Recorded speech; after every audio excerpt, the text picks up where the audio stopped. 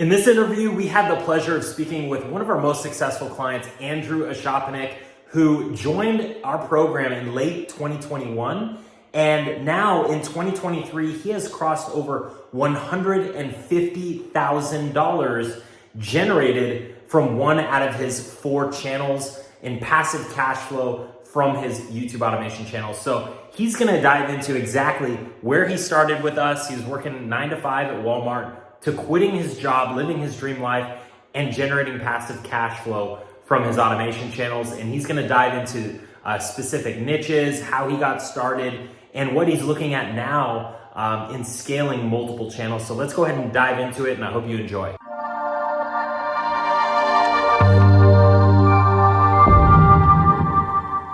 All right, we are here with our client, Andrew. And Andrew is a very interesting story because he started with us a little over a year and a half ago. And now his main channel, because he has multiple, his main channel has generated over $150,000, which is absolutely crazy, mind-blowing. Andrew, how does it feel? Because you're truly the story of someone who, started from the bottom, and now you're living your best life. You're, living life on your own terms. How does that feel? It's like you said, it's been a year and a half, and I honestly still can't believe it.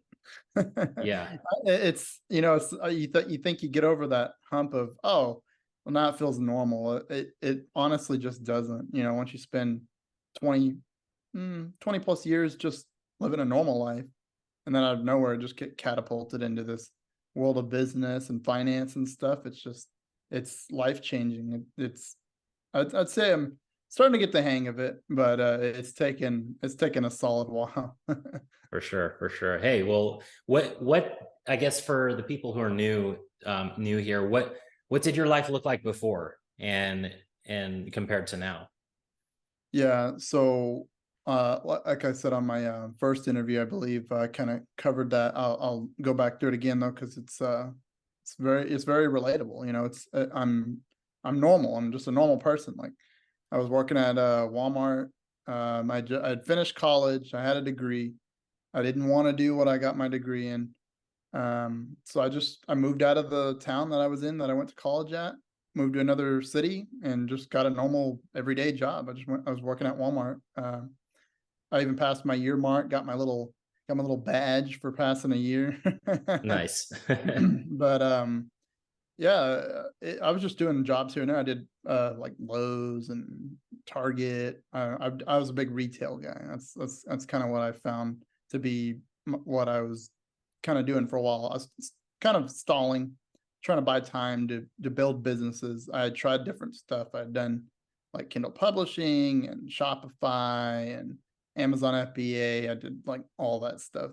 And then even affiliate marketing, which was the last thing I did before I jumped into YouTube. And as I talked about in my first interview, I was broke. Um, I didn't have anything left. I had been there once before, back when I was in college, but went back to that same spot again and didn't have anything left. And I had one choice to make. It was more ads for affiliate marketing, or try this YouTube thing out. And like I said, I saw your video, and it kind of just spoke to me. It was just like a right place, right time kind of feeling. And Yeah. I gave it a shot. It looked good to me, and I loved learning new stuff. And yeah, I just gave it a shot. And I felt like I was behind because, again, like everyone else feels like when they jump in here, there was other people already in. Hmm. That already had channels up. They were already getting monetized. Like, by the time I even got my channel created, there was people Yeah, making, $50, $100 a day. I was like, oh man, I hope I can get there in like half a year, I something like remember that. that. I felt so behind. I felt like, man, it's taken them a month or 2, 3 months, 4 months. I was like, it's probably gonna take me like half a year to get to that point. But Yeah. yeah, I just went through the training, and um, just kind of followed it to the letter. I didn't know anything about YouTube automation or channels or anything like that. Like, I had to follow it step by step just to set up the back end. I didn't know the settings. I didn't know all the. I had made a channel like a year before, and it was like supposed to be some like puzzle thing. I don't know what the heck I was doing.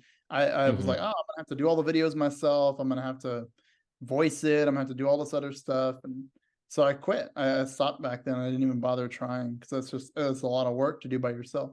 So you started a channel prior, like just trying by yourself. Yeah, I was Okay. poking around the business models. Interesting. I made it was supposed to be like some puzzle thing. I still never have to this day. It was supposed to be like some riddle type thing.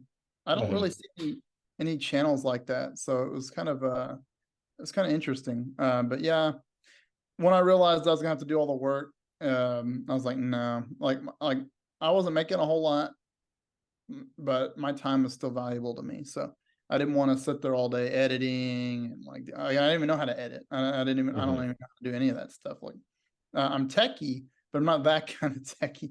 Like those are skills, those are high income skills. Editing is a really high income skill. I didn't Right. learn any of that. And I didn't want to take the time to learn any of that. So that's where you kind of brought up YouTube automation. I was like, this really speaks to me. So That's interesting what you said there, because you said that you didn't have much financially, you didn't have much, but your time was more valuable to you. It's pretty interesting. So what made you take the leap of faith with, investing in yourself, investing in the education for this? Like when you weren't, like, to the average person, they might feel like, well, maybe you weren't in the financial position to like invest in yourself. Why did you, I guess, why did you take the leap of faith? Did you feel like you were in a position to where you're like, I have to, like, it's all yeah, either this or nothing? pretty much. I Okay. was pretty desperate. I didn't have much left. I mean, I was still working my normal job. It was just, like almost every other normal job. It just kept getting worse and worse. And Yep. just didn't really want to be there. So, um, yeah, I just kind of took the leap because there was nothing else. Like I said, that was basically it. I didn't even have the full amount for the training. I had to have split it half and half with my brother, and it was ridiculous for every normal person. It's kind of crazy to do that. I wouldn't recommend doing that, but sometimes when your back's to the wall, Yep. so the opportunity presents itself. I've been doing businesses for years. Like none of them are really that successful. Like I said, affiliate marketing, Kindle publishing, Amazon FBA, kind of did the whole shebang, even touched with email marketing a bit. Like I've Hmm. messed with all of it, and um, none of it was really that successful. I had given each of them a decent shot. Got a training, tried it, didn't really speak to me. What you'd have to do, like with Shopify, you got like customer service and all this other stuff, unless you like build a team around it. But nobody was talking about doing that. So it was me. Just you know, getting the orders, fulfilling them, and yada yada yada. Hmm. It was just a lot of work, and I was wanting something that didn't take up as much time, but had a decent financial upside to it. So that's kind of what I Yeah. was looking for. Yeah. I feel like you're a very logical person too. Like for you, was it going into it, were you expecting like, I better be profitable in the next 30 days? Or was it like, because you've tried so many different models, like how was it in the past programs you took, past mentorships, like, did you go into it with a certain mindset? Like, what was it, I guess? What was your expectations, not only with my program, but like with previous ones too? And did you have that same expectation throughout every training that you invested in? I'd say at the beginning, the first couple I did, like the Kindle publishing, the Amazon FBA, and affiliate marketing, definitely. Like I was expecting to like learn it quick, get started, and start making money like right off the bat. Hmm. Over the years, you learn that that's not how really any business model works. Can't think of any of them that are really like that unless you're gambling. But Right. Right. so by about the fourth business model I tried, I was like, okay, you're gonna learn the training, you're gonna take action, and you're gonna wait. It's gonna take time. Everything's gonna take time, and that's funny coming from me because I'm a very impatient person. Still working on that. It's Yeah. still a pain, um, but I think once I got into YouTube, that was like my sixth or 7th like business model that I've tried out. So everyone else I kept hearing you know, it was their first time, it was their first business venture they've ever done. And I was like, okay. So, you know, I wouldn't say I have a leg up. It was just, I kind of knew it was going to, I kind of like you said, expectations. I expected it to take a little while. Hmm. Uh, and it didn't. You know, for the Yeah. most part, I would say though that YouTube does take time. You know, you got to give it time to get into the algorithm and you know, go viral, stuff like that. You know, every giant channel out there that's doing like 100K or a million, like they weren't doing that the first few months, and some of them it Right. took a year to get to that point, or 2 years or 3 years. Most of the ones you see killing it, like they didn't come up last month. They're anomalies per se. And you know, with channels like that, it just, like I said, just takes time. So for me, I wasn't expecting to do that good that quick. I was Hmm. like looking at the smaller goals, like, you know, the requirements for monetization is like 1,000 subs, 4,000 watch hours. I was like, Right. okay, I'm getting there. I'm getting there. My subs are going up. Like I was making like sub goals like 50, 100, 250, 500. Like I was just kind of making smaller goals at the beginning. Like you have to celebrate those small wins. Like reaching monetization itself, like you talk about in the training, that stuff used to take 2 years, 2, 3 years. Yeah. Yep. Um, but you know, with the training and stuff, you know, you can I've seen people do it in 2, 3 weeks, which is insane.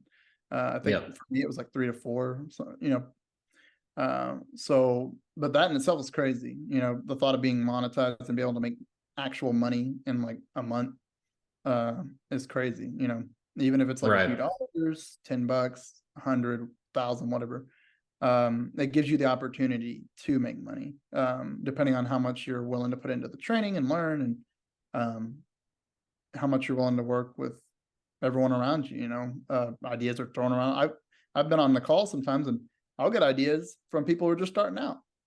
I've been at Yep. this, you know, almost 2 years, and I'll be on the call sometimes, and they'll ask a question I've never heard asked before, and again, it's a mastermind. You just get to hear ideas that you've never heard, and it gives you ideas to do with your stuff. So some of the changes I've made were actually not from me; they were ideas I got from fellow members of the trainings and stuff. So it was very Right. nice. Yeah, and that was the interesting part too, is what I noticed with you specifically is you were the most calm client that came in. You were just like, hey, I'm focused on long term. Like you're using vocabulary that was most people don't use, especially with business opportunities, making money online. But it's funny because your expectations were not the lowest, but you didn't have this need to like make money tomorrow. You're like, hey, it's going to take some time. I see the long-term prospect in this business model.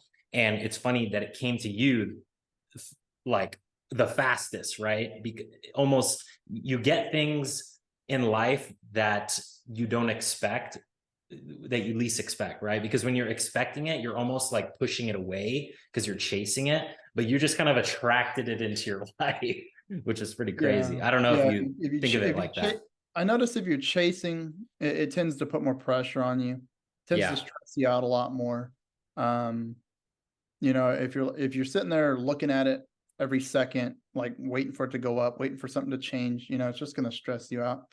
For me, Hmm. I'm in this regard, I'm actually glad I had a job because it kept my eyes away from everything. I could still check it from my phone, but Hmm. it kept me away from it. Like, you know, working at Walmart, you know, they keep you all over. You're running ragged, so there was Right. hardly any time to check that. And then I would check it, you know, so as the income started to go up, I'd be like showing the coworkers and stuff, and they'd be like, "What are you doing?" I'm like, "Why are you here?" Yeah. It got pretty ridiculous after a while, and that's why eventually I decided to leave. I was giving it as much time as possible because I was so sure that I was going to be a 1 month wonder or something like that. Like, oh, this is just a fluke. Yeah. I'm going to have another month like this. So I I stayed remember at that. a job that was, you know, paying like 1,500 a month or like 1,200 a month. I was working part time, and then I switched to full time. Even full time, I was like, I'd be lucky to hit 2K. So scraping the bottom, and the channel would be making like 3-4 times as much. And it was like, eventually it didn't make sense to stay anymore, but I am glad I had that job because it kept me afloat. Like you said, I didn't even have anything yet. I seemed so patient. That was surprising to me now that I think about it, because I am Yeah. impatient. And it did take a little bit. I was already making 10K a month, and I was still working there. So Yeah, I remember because you hit your first, like, I think it was 5 or 6 thousand a month, and then it then went straight up to 10K, and then it was like another 10K, and then you were thinking about leaving your job. I remember you were like, "Hey, I'm thinking of putting in the final word, last paycheck sort of thing." Um, yeah, I was like, is it 3 months or 4 months? Like, I was like, how long should I yeah, wait? Should I wait half a year? Should I wait a full year? Like, I was like, I can't take this much more. So I planned to quit. I think it was like December. It was yep, like a week before Christmas, because I was like, I'm not coming in on Christmas. Like, forget that. I want to have, because every Christmas I've had to work retail. Most of them now they let you out and stuff, but I'd be working Christmas Eve, and like, it was just horrible. Like Thanksgiving, before yep, COVID, they would make you work Thanksgiving. And it was like, ugh, right. I couldn't be off for any holidays. So I was like, it was demoralizing. So it was December when I was wanting to quit. I made it to the end of November, and I just decided that that was the day that I'm just gonna walk in, talk to the store manager, and be like, I'm You're done. done. I'm done. Yeah, I remember that. That was an amazing day. Just super inspiring. And your life has totally taken a total different trajectory now. I mean, you picked up and moved with your wife. You're like, hey, we're gonna move somewhere sunny by the beach. Yeah. And now you're living the life that you designed, right? So how is that going? How is the new trajectory? It's a weird feeling. It's a really weird feeling. When you first start, like when I quit, scariest moment you'll ever feel is when you leave that safety and security that a normal job provides. Like, that's Yeah, the only upside to it, is when you go to a normal job, you're going to get paid a certain amount depending on how much you work. They're not going to like not pay you, unless you're working for some sketchy company. But if you're working like Walmart, so you're going to get paid if you work. And in my case, like, I quit, and like, I kid you not, like 5 minutes later, I think I was sitting in like Chick-fil-A drive-through or something.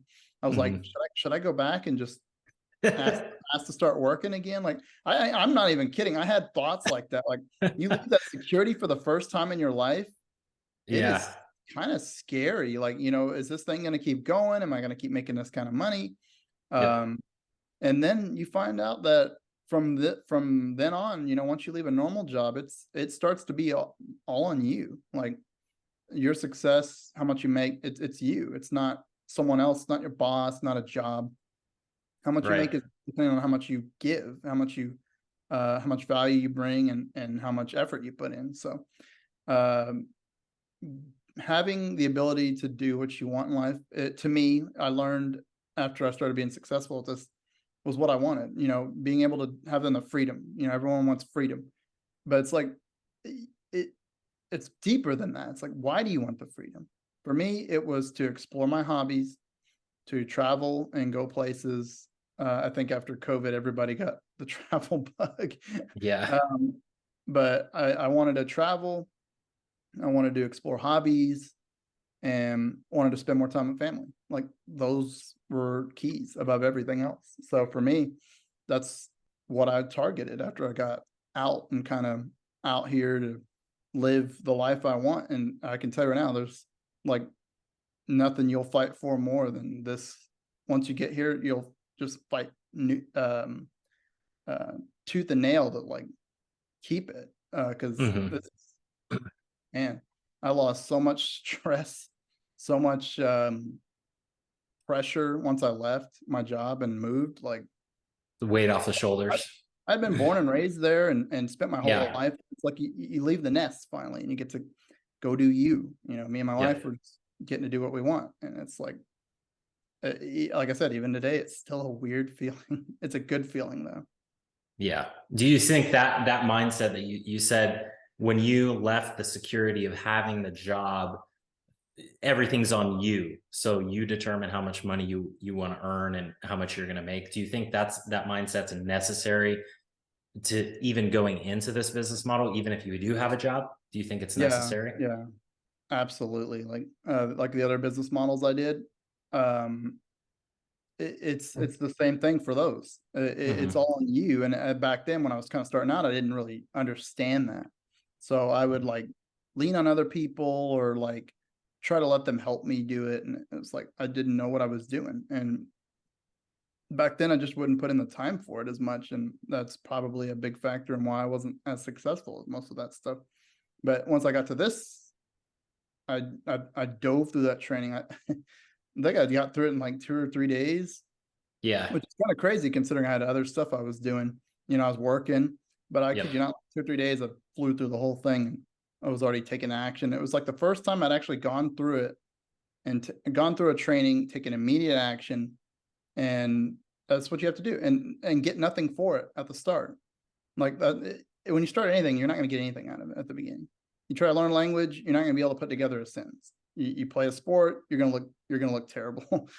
Yeah. You're starting out. You have to go through that growth phase. It's just I think I've come to accept that part of it when doing new things or sports or businesses. You're going to be terrible at the beginning. It's just all there is to it. But you can't look at someone who's been doing it for 2 years and be like, "Why can't I be like them?" Yeah. Maybe in 2 years you will.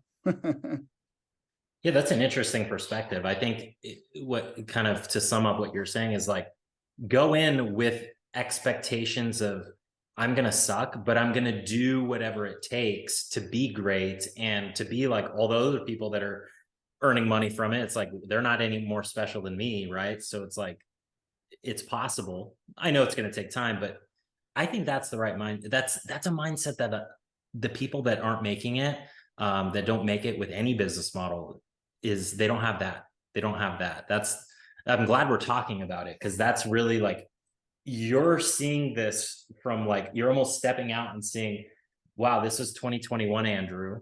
This is what 2021 Andrew looked like, and now this is where I'm at, and you get to see that, and like I like hearing it from you because sometimes people hearing it from me is like, oh well, Ryan, you've already made it, you already have the supercar, whatever, this and that, like, but it's like, no, I was the same thing. I was working at CPK. I was living off of my highest paid month. I think the most I ever made, while I was in college, also paying for college and insurance and everything else. I think the most I made in a month was like $1,800, and my rent was 900. So I literally had to live like, you know, week to week, paycheck to paycheck. So it's like we all came from those similar backgrounds.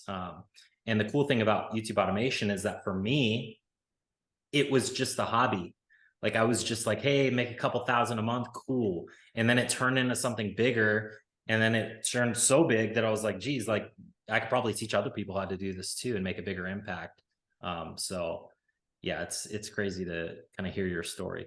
I would say like the number one thing is um believing. Like Yeah. that's kind of like what sums me up is I've learned when you're doing any business or anything else, you're never ever going to be successful at anything in life if you don't believe that you can do it in the first place. Belief is where it starts.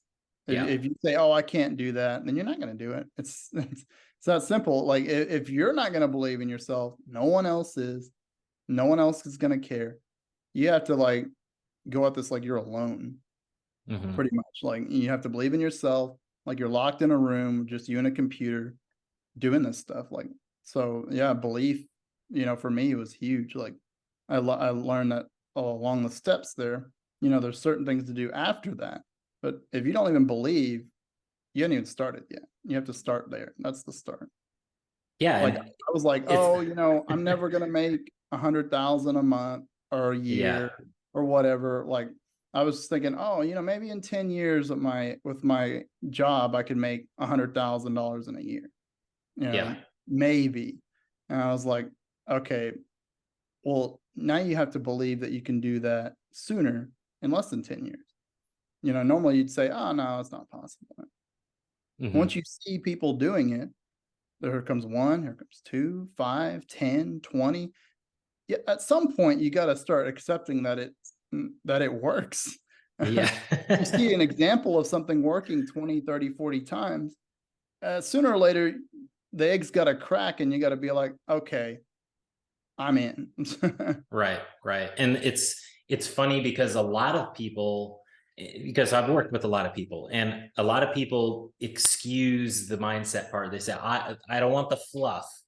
And it's funny because I think it's the total opposite. Like, you can have all the skills and all the knowledge, but like you said, if you didn't believe that you can apply that knowledge and go make money or go help people or what have you, get XYZ outcome, you're never going to get the outcome. That's the unfortunate part. Like, it starts here. This is, it's, it seems woo woo. And I never used to be that sort of person until I started visualizing.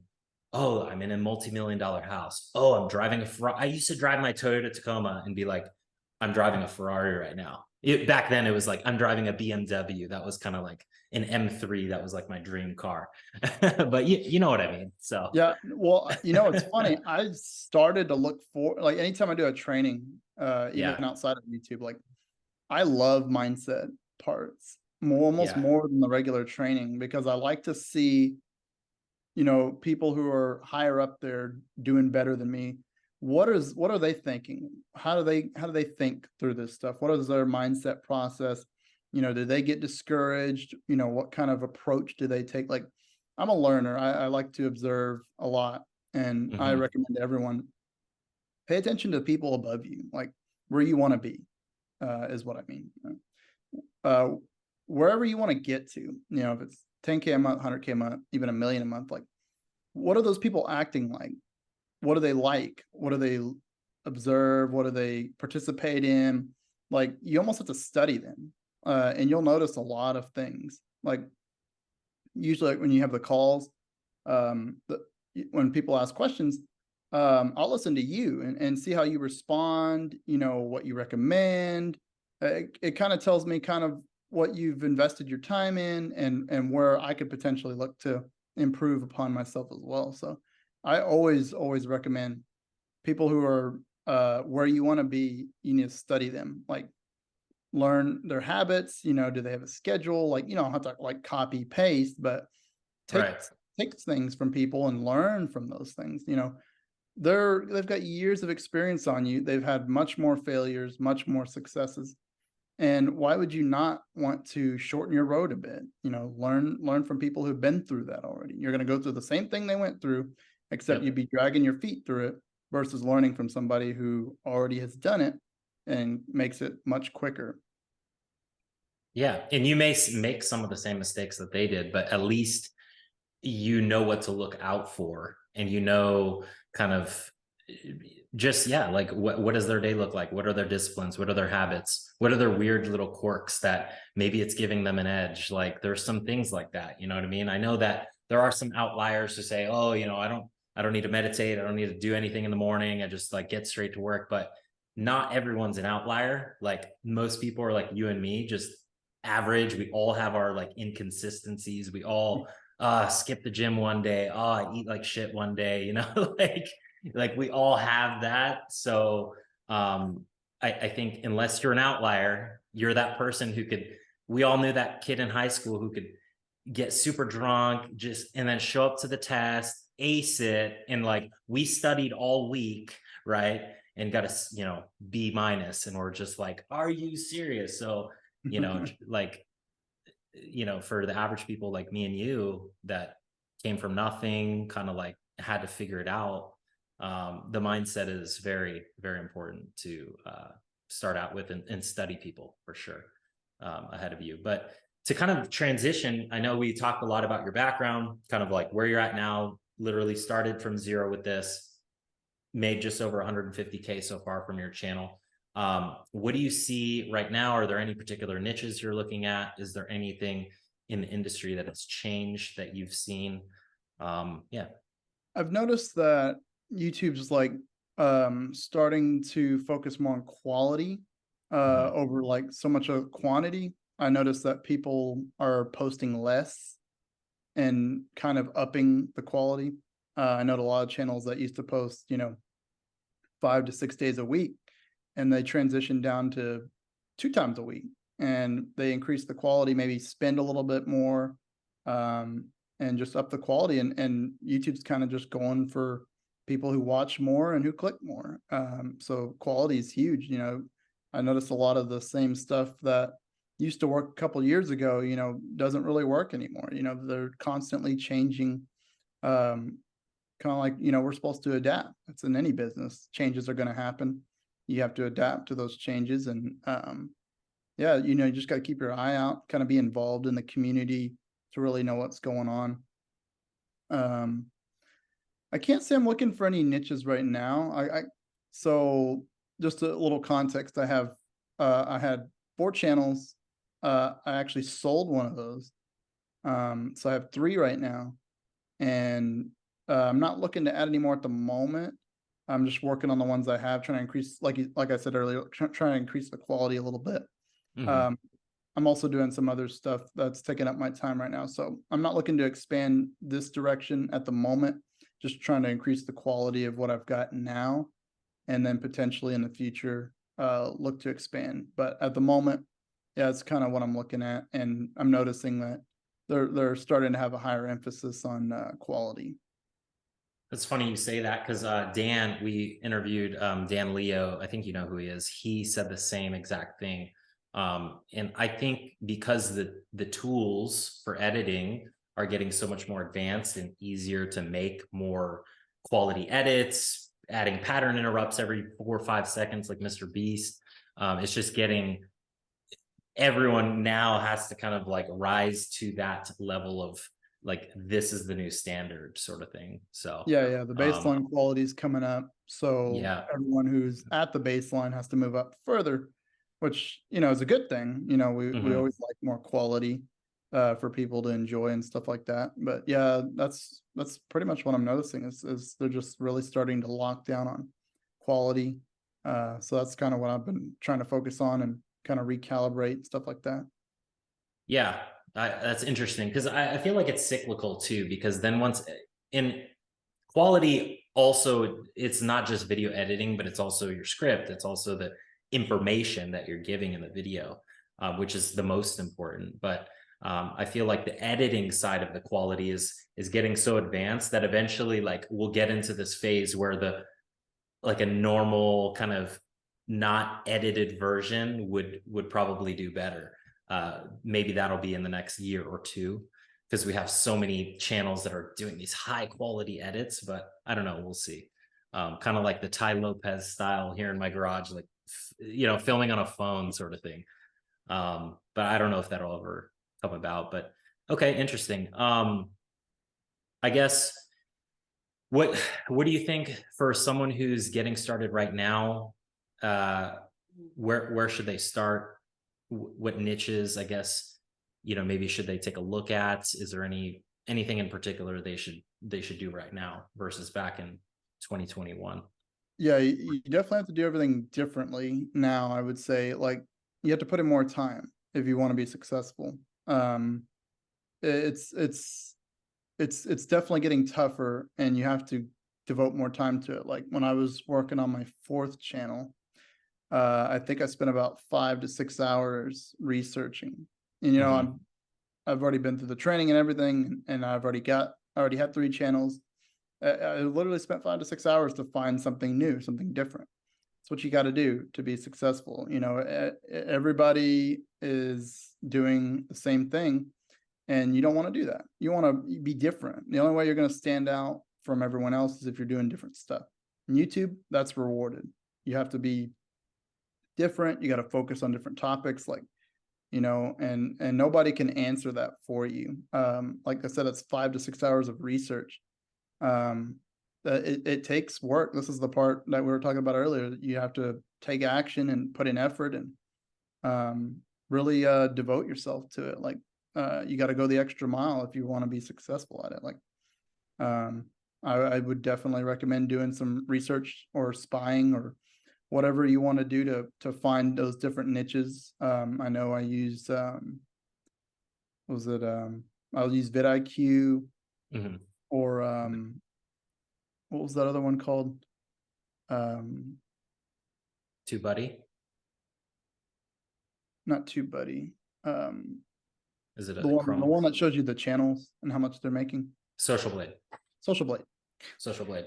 Social Yeah. Blade. You know, a lot of people say the money on there is inaccurate, but it depends on the CPM. Yeah. If it's in a high view niche, then that's probably going to be pretty accurate because the CPM, I think it's like a 25 cents to $4 or something like that. Yep. So I can guarantee you any channel that's getting millions of views on every video, it's going to be in that range. So Yeah. those would actually be somewhat in the right neighborhood. But even if it's not, as long as you know the CPM, you can calculate it using Social Blade. And that's kind of what I use to look around. If you've ever checked them, they've got lists of different categories and niches of like the top 100, top 500. You'd have to pay for some of those, but like the subscriptions for it, I would only do it for like a month. Do your research in that month, and then you can cancel it. Then you have all your information you needed. But I mean, you could start finding some big players in different niches, and that's kind of what I do for research. I'll just bounce around and see like what's getting the viewership.